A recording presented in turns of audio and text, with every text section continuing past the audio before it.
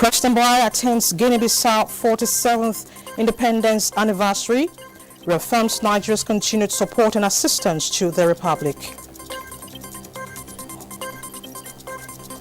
Nigeria and the People's Republic of Bangladesh commit to greater cooperation in the area of agriculture.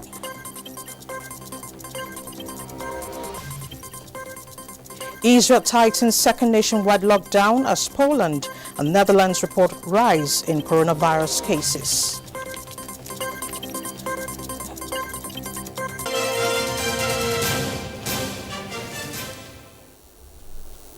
Thank you so much for joining us. We now begin with the President's visit to Guinea-Bissau. President Muhammadu Buhari has reaffirmed Nigeria's continued support and assistance to the Republic of Guinea-Bissau towards sustaining peace, stability and democratic governance. Addressing a large gathering of participants who converged on the capital Bissau to celebrate the country's 47th independence anniversary, the President emphasized that a peaceful and prosperous Guinea-Bissau is a win for West Africa and the entire continent. State House correspondent Adamu Sambo reports. It was a highly befitting reception for President Muhammadu Buhari as he arrived Osvaldo Vieira International Airport, Bissau, on his first visit to Guinea-Bissau since coming to power. President Umaru Sissoco Embalo was at the head of the welcoming party. President Buhari and his host later joined their counterparts from Senegal, Burkina Faso and Mauritania at the National Stadium Alto Badim to commemorate the 47th independence anniversary of the West African country. The event was not only historic and remarkable, but indeed momentous for a country of less than 2 million people that experienced 9 coups or attempted coups and until now embroiled in serious socio-political conflicts. The incumbent president, Embalo, is therefore seen as a symbol of hope for a united, stable and prosperous nation.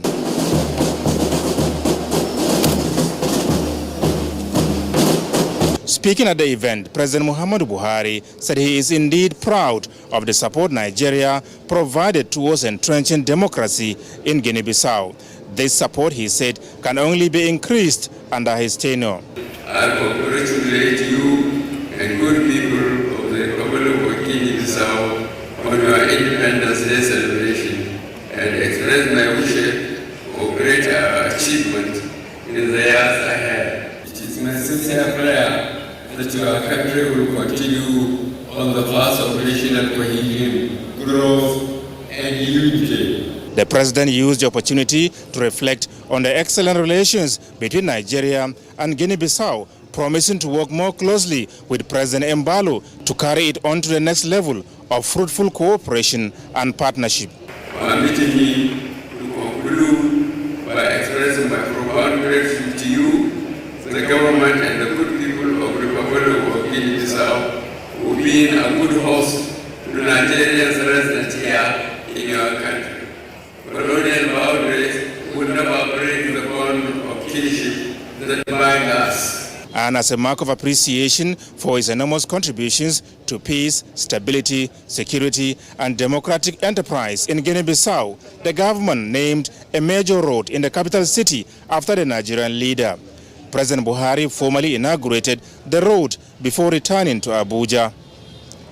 In Guinea-Bissau, Adamu Sambo, NTA News. And back home, the federal government has unveiled events lined up to commemorate Nigeria's 60th anniversary at a media briefing in Abuja. Information and Culture Minister Lai Mohammed disclosed that the celebration will last through to 30th of September next year. Anthony Forson reports. Flanked by the Ministers of Communication and Digital Economy, Isa Ali Pantami, and that of Humanitarian Affairs, Disaster Management and Social Development, Sadia Umar Farouk, Lai Mohammed said the 60th independence celebration, which will be low-keyed, begins with a public lecture on Friday, 25th at 10 o'clock in the morning and will be followed with a special Jumat prayers at the National Mosque. On Sunday, 27th, there will be an interdenominational church service at the National Christian Center, Abuja, by 3 o'clock in the afternoon. Members of the public, the minister said, can join the church service virtually by logging on to the YouTube channel at OFFICIAL OSGFN.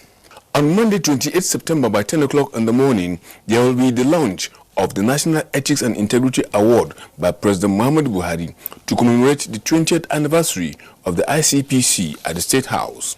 There will also be a historical exhibition Sunday by 3 o'clock in the afternoon at the National Press Center, Radio House, Abuja.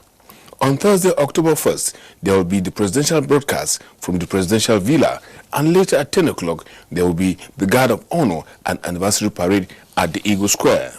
The 60th Independence Anniversary celebration will be low-key, as the President has already announced.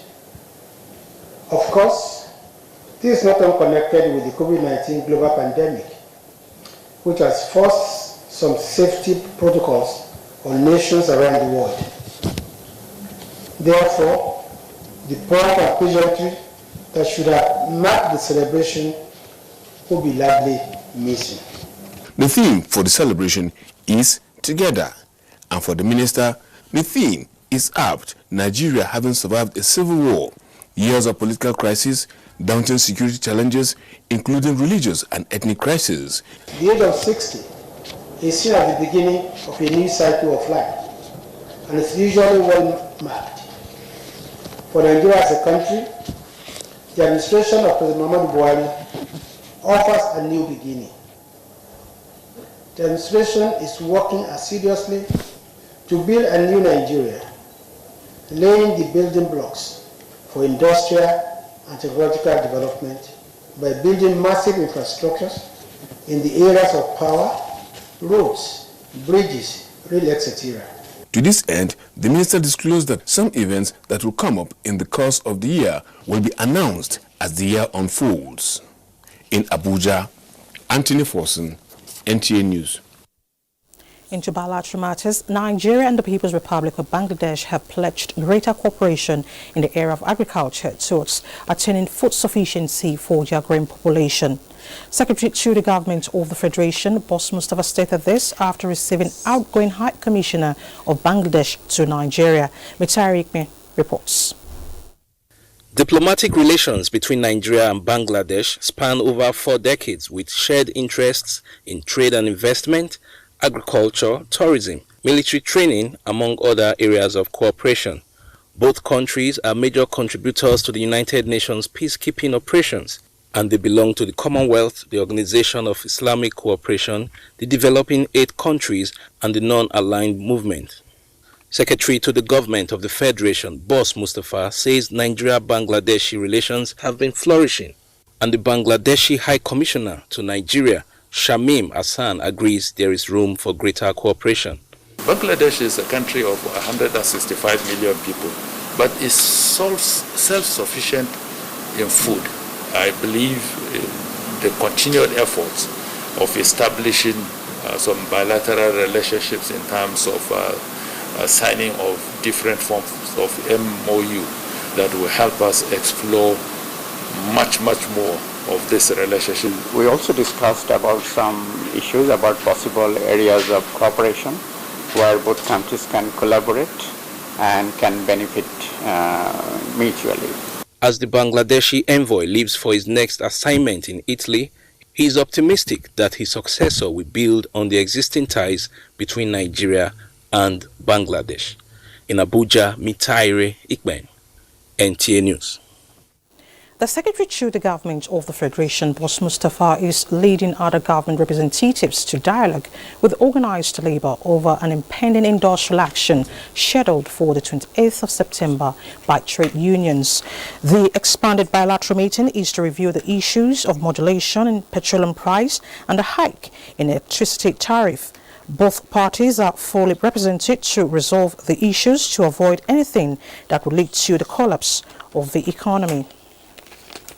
Into health-related matters, the Minister of Health, Dr. Osagie Hanire, is therefore seeking the cooperation between academia, industry, public and private institutions to produce quality snake bite treatment to reduce the frightening statistics.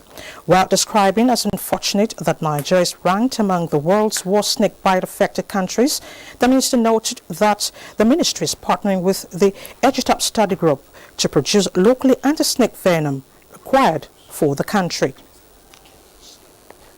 5 million people are estimated to be beaten by snakes around the world every year. Nigeria joined in marking the 2020 International Snake Bite Day with the theme Ensuring Safe and Effective Treatment. Now, joining us in the studio to give more insight into the effort to find antivenom in Nigeria is the coordinator, EGTAP Study Group, Nigeria and UK, Professor Abdulsalam Nasidi. Prof, it's nice to have you in our studio. Thank you. Nice to have me. All right, what can you tell us about snake bite as a public health problem and Nigeria's peculiarity? Well, unfortunately, snake bite is the world's biggest health crisis that was hitherto ignored, and more than almost 5.5 million bites are recorded yearly and worldwide, and in Africa, almost 1.5 million cases are happening. Almost 30% of these cases are occurring in Nigeria, meaning almost about 380,000 bites per annum. And out of these bites, 50% of them are venomous. And we have the most venomous snakes that are causing these, disabilities and deaths. That includes the carpet viper, the cobra, and then the puff adders. Today, the Honorable Minister of Health listed about 17 states that are at highest risk, and they expand right from the northeast to the middle belt, north central up to southwest and southeast. So it's as if the area affected is expanding. All right, can you give us insight into the EGTAP project and its existence in the country? Yeah, the EGTAP study group was established right from the time of Professor Ransom Kuti, when we realized that during rainy seasons, areas like Kaltungo, Zamko in Plateau states, Shaki in the southwest, etc. So many areas like that, have increased cases of deaths from hemorrhage, and initially they were thinking they were actually hemorrhagic fevers like Lassa and others, but when we investigated, we found out they are due to snakes that run away from their hosts due to heavy rains, enter people's home and bite them to give them these complications. So seeing that this was a huge problem, we formed ourselves into a EGTAP study group made of Nigerian scientists and UK scientists, and the result of this cooperation is the development of highly effective 2 antivenoms. One mono-specific, which is against just the carpet viper, which is responsible for about 90% of all the bites in Nigeria, and also responsible for 60% of the deaths. So we got this antivenom, then we moved on to do a polyspecific antivenom, which is against most venomous snakes in Nigeria. So we now have 2 wonderful products that are highly specific, and I'm very happy to know that the government is now, really supporting our group to establish this, to the production of this, local production of these 2 important products for the country. All right, Prof, how would you describe the federal government's renewed impetus on the project, and what are your expectations? The what? Can you come again? How would you describe the federal government's renewed impetus on the project, and what are your expectations? Oh no, we are so happy and to see the new support we are receiving from the federal government, right from the Federal Minister of Health, Federal Minister of Industries, and the stakeholders, states that are affected, to see that we are putting in place this local production, because the big farmers are not very interested in producing these products, since they are just for the poor. The most affected are the farmers, herders, and most cases school children and women going to the farm. So but these are the groups that don't have huge money to buy these products. So the Nigerian government now is even pushing us and supporting us. Today, the Honorable Minister of Health openly declared that they are going to support the EGTAP study group to get these products out. We are working with the Ministry of Industries also to make sure that we achieve this objective within the shortest period. Okay. All right, Professor Abdul Salam, thank you so much for your time. Thank you for enlightening us. Thank you for having me. Thank you so much.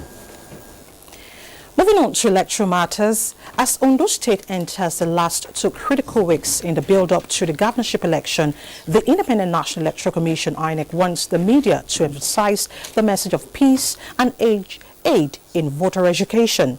These are part of issues raised at a media parley with INEC Chairman Professor Mahmoud Yakubu in Akure, Ondo State. Doris Olumoko is standing by with details. The media remains a critical stakeholder in the process of election, and therefore there is the need for continuous flow of information between the media and INEC.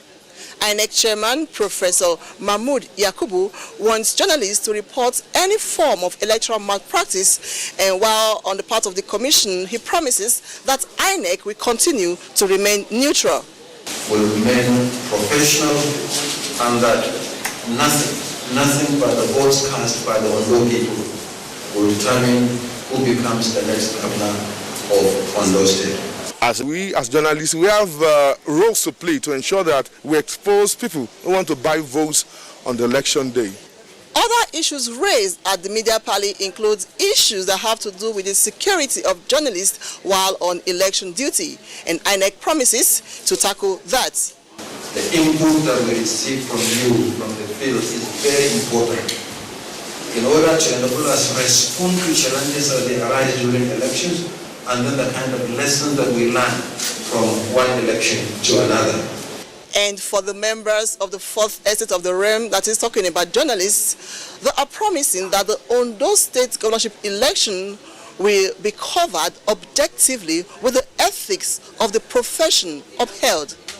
In Akure, Doris Olumoko, NTA News. Now, beyond articulating electoral manifestos, the APC National Executive Council Integrity Group says implementing those promises is a must for public office holders. This is the basis for the recommendation of the National Directorate of Employment for executing the job creation component of the APC manifesto. Onengie Fineface tells us more. After what they consider a critical assessment of the implementation of the APC electoral manifesto in the last general elections, members of the APC Non-National Working Committee National Executive Council Integrity Group scored the National Directorate of Employment high. Now, this is informed by what the group describes as effective implementation of programs to actualize the vision of the president to lift 100 million Nigerians out of poverty in 10 years. Which we are praying other agencies to follow this and do what you are doing to protect the interest and image of the party. And we appreciate you for all the good projects you are initiating to support this government and to support Nigerian people, more especially your initiative of 774. We believe whatever we give to you, definitely it will get to the grassroots. And we believe if we are able to take care of the periphery, the grassroots, it's very easy for us to control the center as far as the issue of poverty and lack of employment is concerned. In addition to appreciating the group for the favorable assessment, the DG, National Directorate of Employment, sees the pat on his shoulder as encouragement for him to do more in promoting job creation through skills development in Nigeria. In Abuja, Onengie Fineface, NTA News. You're watching the news on NTA International. Time now to take a break. More reports ahead.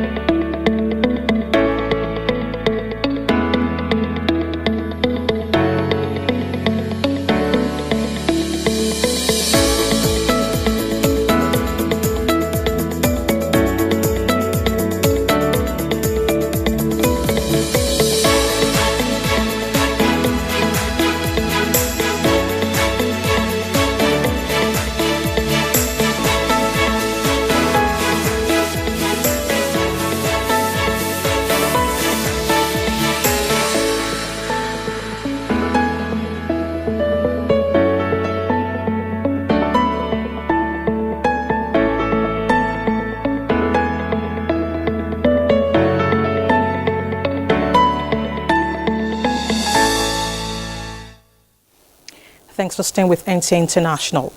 Now to the judiciary, the Court of Appeal Abuja Division has reserved judgment in the appeal filed by the Bayelsa State Governor Doye Diri challenging the judgment of the Governorship Election Tribunal, which voided his election.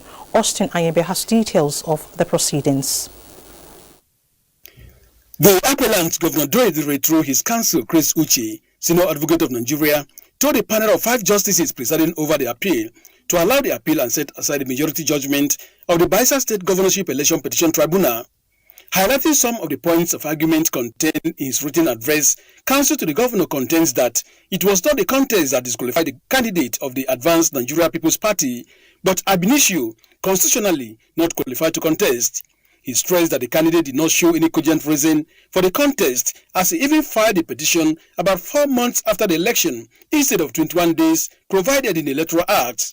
But counsel to the respondent, Kehinde Ogogumiju, maintained that exclusion is an election matter, not pre-election, as being canvassed by the appellant, adding that qualification is different from exclusion. He urged the court to uphold the judgment of the lower tribunal, and the court also heard the appeals filed by the Independent National Electoral Commission (INEC) and the People's Democratic Party, challenging the verdict of the tribunal, which they said was passed in error. With the adoption of brief of arguments and written addresses by counsel involved in the case, the stage is now set for delivering judgments, on which the court has ruled that the date of judgment shall be communicated to parties concerned. In Abuja, Austin Ayebe, NTA News. Israel tightens second nationwide lockdown following a surge in coronavirus infections, just as Poland and the Netherlands report sharp rise in new cases. Joyce Ometu has an update on the pandemic.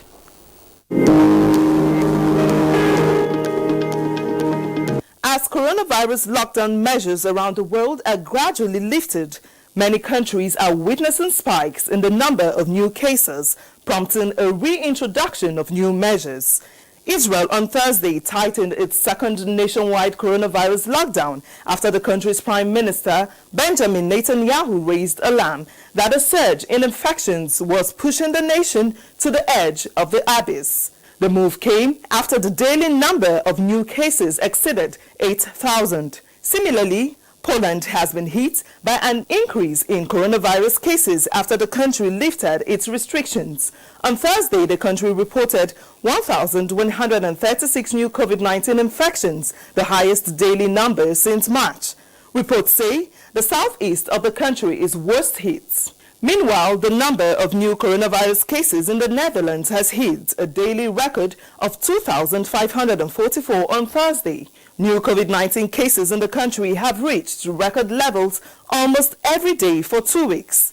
And statistics by Worldometer collated at 6 p.m. local time reveal that the coronavirus pandemic has killed 983,610 people globally and infected 32,197,276. Of these numbers, Africa has recorded 1,438,152 cases and 34,597 fatalities. The Nigeria Center for Disease Control disclosed in its daily briefing that 149 COVID-19 patients were discharged on Wednesday after being treated, while 2 new fatalities were unfortunately recorded. So far, Nigeria has 57,724 cases of the virus, 48,985 patients discharged, with 1,102 deaths recorded. And that's it from here.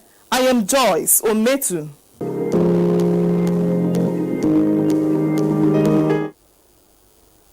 Thank you, Joyce. Now, no society is considered balanced if women are hindered from mainstreaming across all sectors of the economy. Minister of Women Affairs Pauline Talin said this at the African Union Agenda 2063 Ambassadorial Assembly in Abuja. Adebola Brookston Sunday was there. At some points, men dominated and took charge of governance and other leadership roles. Following agitations over time, all that's changed. Some women that have been entrusted with positions of authority in public and private sectors displayed traits of better and thoroughbred leaders. Women not coming up to participate.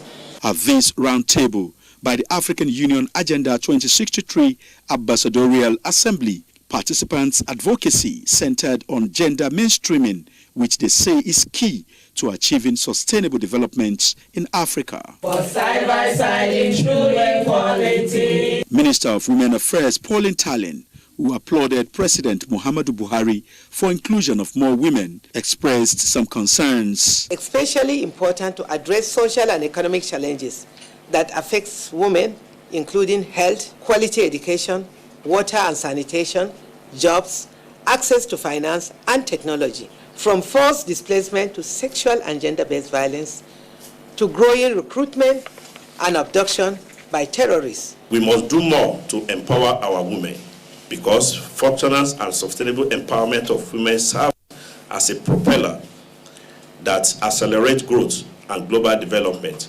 Review the Constitution and have women's role pronounced, and not just having them pronounced, have them implemented. Other women rights activists joined the meeting virtually. It's very important for education to be free and compulsory, and skill acquisition should also be mandatory. We just need to be portrayed as a woman, as a professional academician, a businesswoman in their own right. Agenda 2063 targets a people-centered development plan that will be driven by Africans, especially women and youths. Adebola, Brooksland Sunday, NTA News. From 1st of October this year, a Nigerian lottery game will hit the screen. This was disclosed by the Director General, National Lottery Regulatory Commission, Larry Bajabiamila, during a courtesy visit to the headquarters of the Nigerian Television Authority. Lottery, a form of game that involves the drawing of numbers at random for a prize, no doubt is the order of the day in many countries, with the sports sector taking the lead. For players to have confidence in lotto games, the National Lottery Regulatory Commission, saddled with the responsibility to ensure accurate monitoring and assessment of proceeds accruing to operators to determine the prize money, is seeking partnership with the NTA to create awareness on the Niger national game, steaming in the pipeline. Because of the transparency of this particular game, we have to be able to televise the draws on a weekly basis in the short span of about 2 to 3 minutes max. The Director General of the NTA, who assured the Commission of his organization's support, noted that creating a fair and transparent platform for players will go a long way in restoring trust and by extension create wealth for the lottery sector. Therefore, yes, some of services attract costs, but costs shouldn't be an impediment, to our working together as a team. We will give you discounts where we have to. The game is expected to come up every Saturday on NTA in Abuja.